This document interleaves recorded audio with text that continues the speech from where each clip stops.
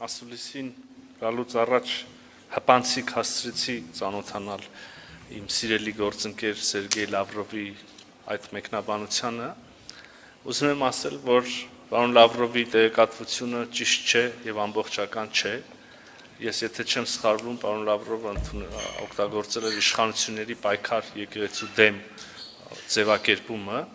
կրկին պարոն Լավրովի տեղեկատվությունը բոլորովին չի համապատասխանում իրականությանը, Հայաստանում չկա իշխանությունների պայքար եկեղեցու դեմ, այն ինչ նկատի ունի պարոն Լավրովը, հավանաբար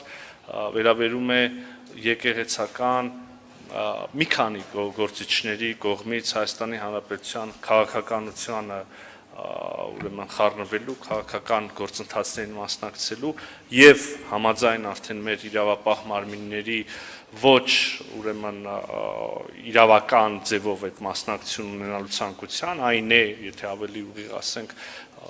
ապօրինի հեղաշրջման փորձերին մասնակցելու կամ նախաձեռնելու շուրջ դրանց այդ երևույթը, այդ դեպքը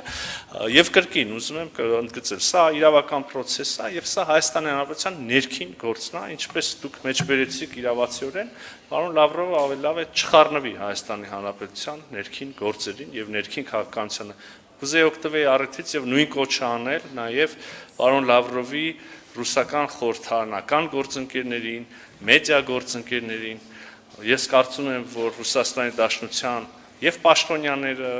եւ խորհրդարանականները, եւ մեդիա փորձագետները պետք է մեծ հարգանքով վերաբերվեն Հայաստանի Հանրապետության ինքնիշխանությանը եւ այլևս երբեք իրենց թույլ չտան խառնվել մեր ներքին գործերին։